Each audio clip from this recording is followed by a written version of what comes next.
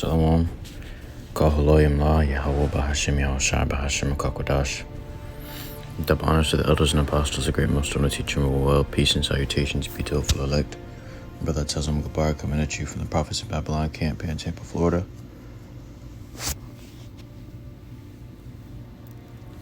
And our session's going to be getting into Queen James. Alright, it says, "This is who y'all idolize and worship, all because he can put a ball in a hoop." Capital letters, Queen James. It says Queen James herself. Scripture used in the picture says, Isaiah chapter 1 verse 5, "Why should ye be stricken any more? Ye will revolt more and more. The whole head is sick and the whole heart faint." That's some sick shit to do. Alright. Here it is. You're so dependent upon benefits that you would go and destroy yourself for it. Now this man out here is supposed to be masculine. It's supposed to be an image towards the children, how they should be. Grown man out here, over 6 foot tall, walking around wearing pink and a pink dress. From the sole of the foot even unto the head, there is no soundness in it, but wounds and bruises and putrefying sores. They have not been closed, neither bound up, neither mollified with ointment. So it's like, why should you keep getting punished? You're just going to get worse and worse every time. You see Israel going to all these different captivities, becoming a product, the worst product that captivity can produce. You're going to have Esau producing super soldiers, Jakes that are super soldiers, and probably flamers at the same time, and calling themselves both genders, different genders, they or them pronouns, shit like that. That's what we got to deal with on this side, man. That's shit we got to put up with. It says Deuteronomy 22, chapter... This book of Deuteronomy, chapter 22 and verse 5. It says, "The woman shall not wear that which pertaineth unto a man." So clearly in the scriptures it's telling you this ain't, you know, the way things are supposed to be. And if it's going this way, if you got a man with a dress on, it's ungodly, because the Lord did not say to wear that. He actually spoke against that. It says, "The woman shall not wear that which pertaineth unto a man, neither shall a man put on a woman's garment." Now, a dress has been a woman's garment from the beginning, man. You know. It says, but the pants that women wear is that pertains to a man's garment. And you see how many women be wearing pants. So you see how many women you got to deal with when it comes to women's rights, equality, you know. It says, "Neither shall a man put on a woman's garment." And this dude put on a woman's garment when he put that dress on. Not only did he put the dress on, he got on a pink shirt, and the dress is pink itself. And this man is a whole grown-ass man, body covered in tattoos. And he's supposed to be a Jake, you know. And what image do you get when you think about Jake? You think of a serious, stern, dark-skinned man. But when you're looking at this nigga, it's a dark-skinned man with tattoos, and he's just been... feminized, man. He's just been how you say it, he got his masculinity stripped from him, you know. It's a man walking around in a butt-broken spirit. "For all that do so are abomination unto the Lord thy power." And that's what they got to do in order to keep that fame. You got to become an abomination to the Lord YAHAWASHI. You want to be famous in this world, then expect shit like that. You're going to have to do shit like that. Because in order for you to have some sort of place in this ungodly world, you have to be ungodly yourself. You have to be ungodly of them all. You know, most ungodly. And they're going to make you do the things that the Lord hates. When you sign these contracts and you say, okay, I want to be famous, what do I have to do? That's when you set your own soul to sale. That's when you become their property, and now they can do with you whatever they want to do. Be getting butt bricking every Wednesday, you know, sacrificing shit and doing witchcraft and dancing around dolls and shit every full moon. And this is what they got you doing, man. You know, to maintain your fame, you have to maintain the wickedness. All right. It's the same thing in the as of being in the truth. You know, you got to give due diligence to stay and remain in this truth. You got to show that you want to be in this truth, and vice versa with evil. When you're doing evil, you got to provide works for being wicked.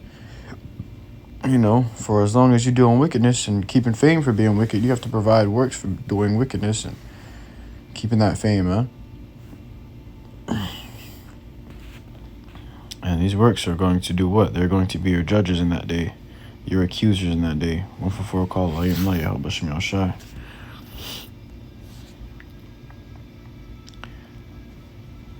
This is Ecclesiasticus chapter 10 and verse 9. Why is earth and ashes proud? There is not a more wicked thing than a covetous man. And to covet, matter of fact,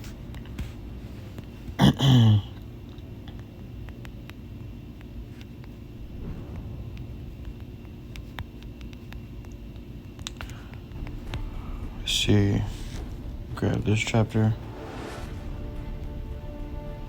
and then let's grab this.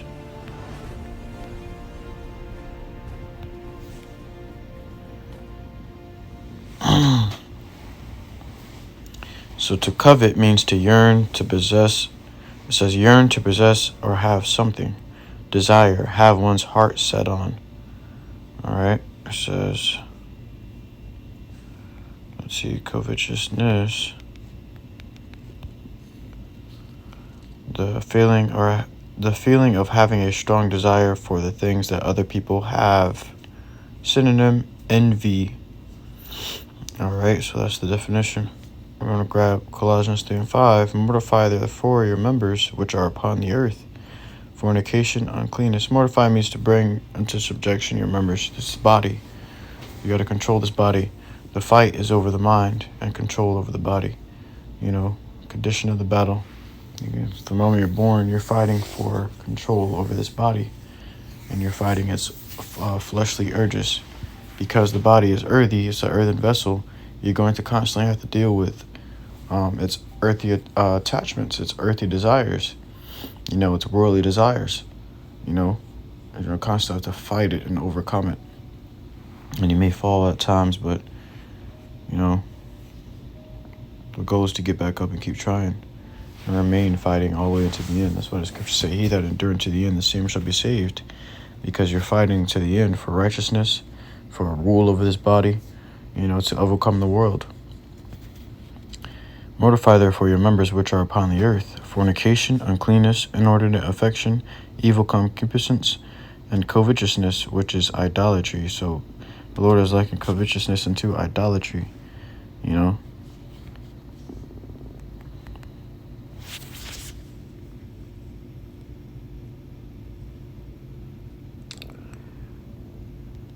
Let's grab a verse about idolatry. See how the Lord feels about idolatry.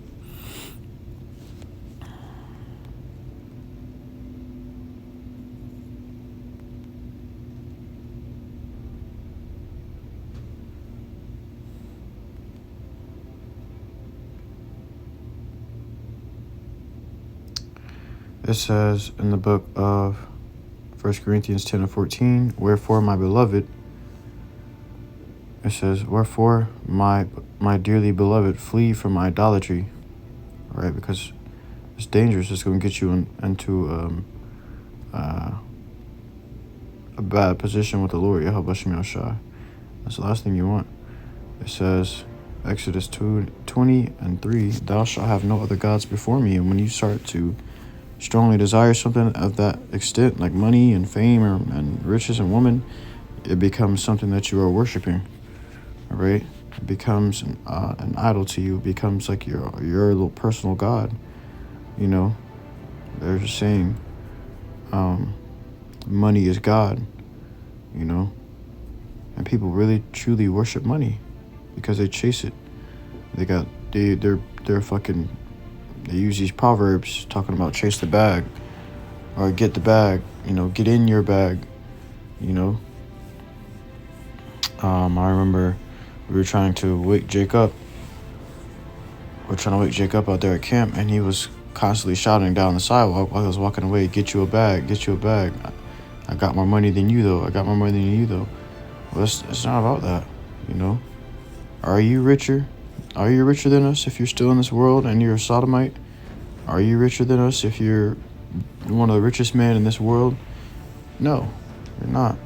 Why? Because we have a higher quality of wealth. When you're in this truth and the Lord dealing with you, you have a higher quality of wealth. Your wealth isn't of this world. You have a wealth that can be redeemed in the world to come. But their wealth now cannot be redeemed in the world to come. The scripture says, your money, your riches cannot deliver you from the wrath of the Lord, YAHAWASHI, neither from the day of wrath. All right? But the wealth and riches that we have in this truth can deliver us from both those things, man. It says, the book of Mark, matter of fact, I didn't finish Ecclesiasticus 10:9. So it says, Ecclesiasticus 10:9, why is earth and ashes proud? There is not a more wicked thing than a covetous man. For such an one setteth his own soul to sale, because while he liveth, he casteth away his bowels. And that picture of Queen James is a prime example of this man casting away his bowels while he lives. He's really, what is he doing when he's casting away his bowels? He's taking everything that he's ever believed in and everything that he's ever stood firm on, all of his discipline, all of his beliefs and faith, and he's casting it away and making his body a use for the devil. He has made his body a living sacrifice for Satan instead of making his body a living sacrifice for YAHAWASHI. This is what he decided to do with his time on earth. He decided to live it up to the fullest. And this is a prime example of you niggas and you fools that want to chase the bag. This is the end result of you nigglets out there that want to be rich and famous. It comes with a lot. It comes with a lot of wickedness, and it comes with a lot of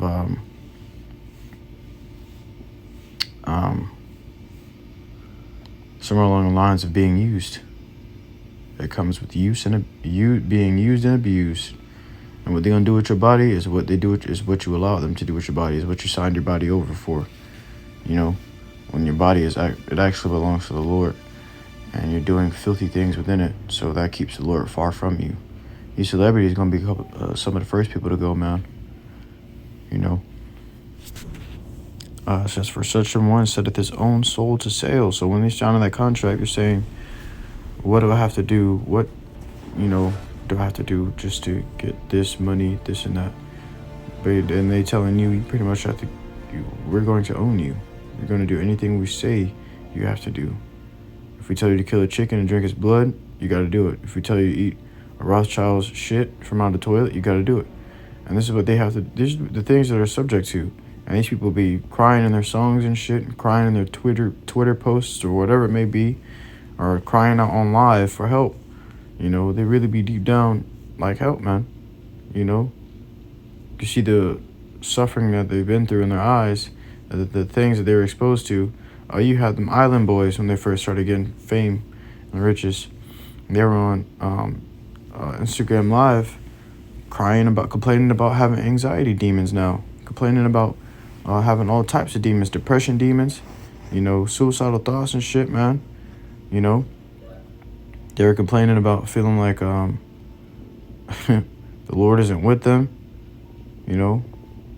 about them having to do everything for the devil, pretty much they give them their lives to this devil, and you can see in their eyes that they went through some horrific shit, They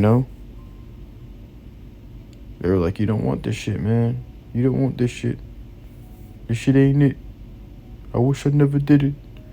Well, they can say that all they want to. It's too late. That soul has been sold. You weren't thinking about that when you're being covetous. You weren't thinking about that when you were lusting. When you wanted this and that. You wanted money, fame, richest woman.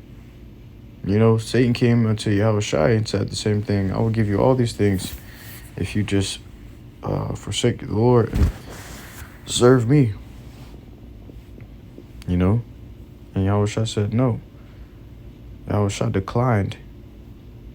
You know why? Because it's false wealth. It's false riches. You know? Even when these celebrities are rich, they're not even truly rich. They're just borrowing money.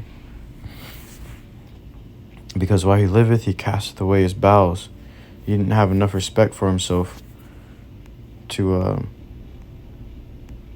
not sell his soul. You know? Mark chapter 8 and verse 36. For what shall it profit a man if he shall gain the whole world and lose his own soul? All right. Or what shall a man give in exchange for his soul?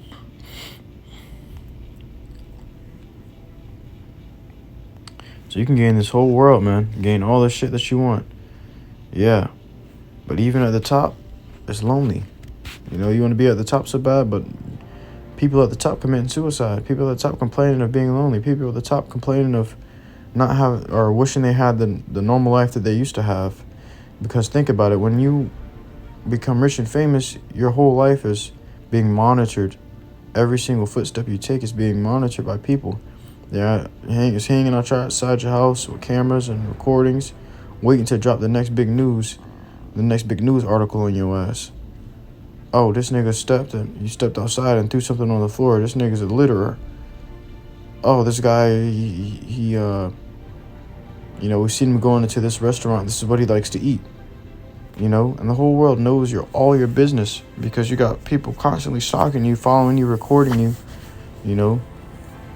Because you wanted to do what? You wanted to be, that's what you wanted to be. You wanted fame, right? Then you got your fame. Now you ain't got no privacy no more. You wanted to be inspirational, right? Well, now you got to inspire them to the devil's motives. You can only say certain things when you're in that position. You can't say the things you want to say. You can't tell these people to be the way you should or you want to be. You can't give these people advice without the advice coming from Esau, Edom, the devil. All right. And this is what this guy has risked. This is what he gave up when he put on that dress, when he signed that contract. And he said, you know what? I'm going to wear that dress. You know, it ain't nothing but a dress. It ain't nothing but for a few minutes, right? You know, for them few minutes. Had the paparazzi taking pictures that's going to last forever. Now you've created memories that'll last forever. Stick with the people's mind. This nigga wear dresses.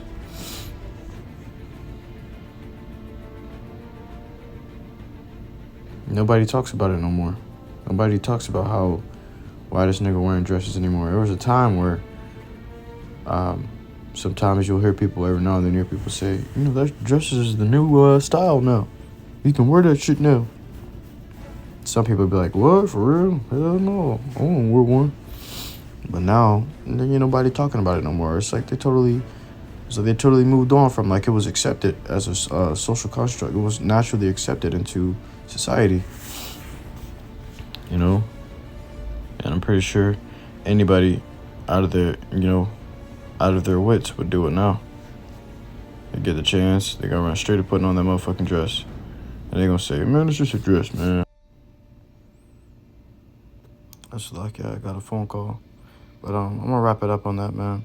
I want to give all glory, honor, and praises unto YAHAWAH, BAHASHAM, QADASH, and I truly hope this lesson was edifying to your acumen, like Wath, listen to truth and sincerity.